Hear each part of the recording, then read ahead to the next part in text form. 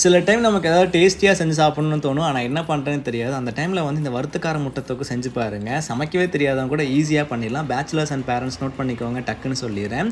இது செய்யறதுக்கு stove on பண்ணிவிட்டு ஒரு தவாவில் வந்து கொஞ்சமாக ஆயில் சேர்த்து இதில் ஒரு 2 முட்டையை வந்து உடச்சி போட்டு மேலே கொஞ்சம் உப்பு பெப்பர் போட்டு 2 பக்கம் வந்து நல்லா வேகிற மாதிரி சுட்டு எடுத்துக்கலாம். இப்போ ஒரு கடாயில் 2 டேபிள் ஸ்பூன் அளவுக்கு ஆயில் சேர்த்துக்கோங்க. இது கூட கடுகு, கருவேப்பிலை, சோம்பு போட்டுலாம் தாளிச்சு விட்டுட்டு பொடியாக கட் பண்ண ஒரு வெங்காயம், பொடியாக கட் பண்ண ஒரு பச்சை மிளகாய் சேர்த்து நல்லா வணக்கி விட்டுக்கோங்க.